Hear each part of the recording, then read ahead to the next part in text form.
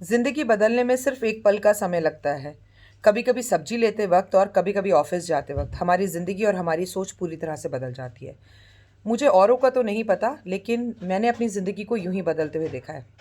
मेरी ज़िंदगी बदली उस दिन जिस दिन मैंने अपने पूजनीय ससुर जी को खोया। जी हाँ, जब मेरे फादर इन लॉ की डेथ हुई और मैं अ, हैदराबाद गई, और पापा के जाने के बाद जैसे पापा तो इस दुनिया से चले गए, लेकिन मेरे चाकसू मेरे बंद दिमाग के ढक्कन खोल कर चले गए। वही मेरी ज़िंदगी का सबसे बड़ा टर्निंग पॉइंट था। आज मैं आपको किसी और की भी ज़िंदगी का टर्निंग पॉइंट बताना चाहती हूँ, और मैं चाहती हूँ ऐसा टर्निंग पॉइंट आपकी ज़िंदगी में भी आए, क्योंकि आपको बहुत अच्छा लगेगा। आपको मैं आज बता रही हूँ रमेश की बात। रमेश जो काफ़ी बुज़ुर्ग थे, जिनकी उम्र 55 साल थी, वो अपना स्कूटर लेकर घर से बाहर निकले, तभी पीछे से आवाज़ आई, सुनते हो, घर में सेब ख़त्म हो रहे हैं, सेब लेते हुए आना। रमेश ने बोला ठीक है, मैं लेकर आता हूँ। आगे बढ़ा तो उसने देखा सड़क के किनारे पर एक औरत ज़मीन पर ही कपड़ा बिछाकर सेब बेच रही थी। हालांकि औरत की हालत बहुत ही बुरी थी। जर्जर फटे हुए कपड़े थे, बदबूदार उसकी शक्ल लग रही थी, बाल बिखरे हुए थे, लेकिन सेब की हालत बहुत अच्छी थी। तो रमेश ने सोचा कि सेब इनसे ही ले लिए जाएं। जैसे ही सेब लेने के लिए वो आगे बढ़ा, अम्मा कितने के हैं? बूढ़ी अम्मा बोली, मैं इसे 40 रुपये किलो दूंगी। तो बोला, नहीं नहीं, सड़क पर बैठी हो, कोई दुकान पर थोड़ी बैठी हो, सही पैसे लगा लो, 30 दूंगा। अम्मा बोली, चलो 35 रुपये के मैं खरीद कर लाई हूँ, मैं तुम्हें 35 के दे दूंगी, ना तुम्हारी ना मेरी। उसने बोला, नहीं रमेश ने, कि मैं तो 30 के ही लूँगा। अम्मा ने गर्दन हिलाकर मना किया और रमेश चल दिया। आगे पहुंचा, एक बड़ी फल की दुकान पर पहुंचा जिससे वो अक्सर फल लिया करता था। वहां जाकर उसने फल की दुकान वाले से बोला कि कितने के हैं सेब? उसने बोला 50। अब ये हैरान था, उसने बोला मैं तो हमेशा तुमसे फल लेता हूँ, तुम सही पैसे क्यों नहीं लगाते? तो उसने एक बोर्ड दिखा दिया कि हाँ, मोल तोल करना मना है, यहाँ पर आपको फल जो दाम लिखे हैं उसी दाम पर मिलेंगे।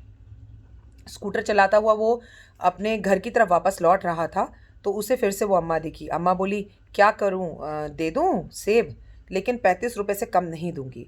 मेरे हस्बैंड की तबीयत ख़राब होने से मृत्यु हो गई है, मेरी कोई औलाद भी नहीं है, मेरे खर्चे पानी के भी लांदे पड़े हुए हैं, और मैं सेब के सिवा कोई और फल बेचती भी नहीं हूँ। ये सुनकर बड़ी दुख हुआ रमेश को। उसने बोला ठीक है, आप मुझे 2 किलो सेब दे दो, और हाँ 35 रुपये किलो ही दे दो। उसे 100 का नोट निकाल कर अम्मा को दिया। अम्मा ने बोला, मेरे पास छुट्टे नहीं है। रमेश ने बोला, मुझे खुले पैसे चाहिए भी नहीं, आप इसे अपने पास रख लीजिए, कोई बात नहीं, और मैं कल आपको 1000 रुपये दूंगा, आप मंडी जाना और भी फल लेकर आना, और जब आपके पास पैसे हों दे देना। घर पहुंचा, पत्नी को फल दिए। फल खाते खाते आज उसको फल पहले से भी ज़्यादा मीठे और रसेदार लग रहे थे। वो ऑफिस पहुंचा और उसने ऑफिस में अम्मा के बारे में सबको बताया। ऑफिस के सभी लोगों ने अम्मा से फल खरीदने शुरू कर दिए। अगले दिन रमेश अम्मा के पास गया और 500 रुपये देता हुआ बोला, मंडी जाओ और भी तरह के फल खरीद कर ले आओ, अब आज से फल मैं तुमसे ही लूँगा और मेरे सारे दोस्त। 3 महीने बीत गए। ऑफिस के सभी लोग अब अम्मा से ही फल लेने लगे। लोगों ने धीरे धीरे अम्मा को एक गाड़ी भी खरीद कर दे दी, जो ठेला होता है, ताकि अम्मा गली गली जाकर फल बेच सके। अम्मा की हालत अब सही हो रही थी, तबीयत अच्छी हो रही थी, लेकिन हर रोज़ रमेश जब अम्मा से फल लेने जाता तो उसका मूड खुश होता, वो अच्छा रहता, दुआओं में रहता, और अम्मा भी सारा दिन रमेश और ऑफिस के सभी लोगों को बहुत सारी दुआएं देती। दुआएं जो मोल नहीं खरीदी जा सकती, दुआएं जो किसी से ज़बरदस्ती नहीं ली जाती। क्या आपने आज दिन की शुरुआत खाने से कर दी, या किसी का दिन बना कर दी?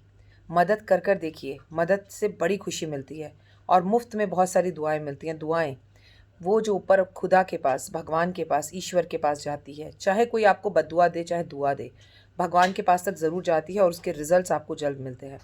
कोशिश कीजिए लोगों की मदद करने की, कोशिश कीजिए अच्छा बनने की, कोशिश कीजिए अपना ऑरा क्लीन करने की। नमस्कार, मैं हूं डॉक्टर वायरा की, आप लोगों का स्वागत अभिनंदन करती हूं। कहानी कैसे लगी ज़रूर बताइएगा, कमेंट्स में जय माता दी ज़रूर लिखिएगा। एक भी मौका, एक छोटा सा भी मौका अगर किसी की मदद के लिए मिले तो कूद पड़िएगा। फिलहाल दीजिए इजाज़त, नमस्कार।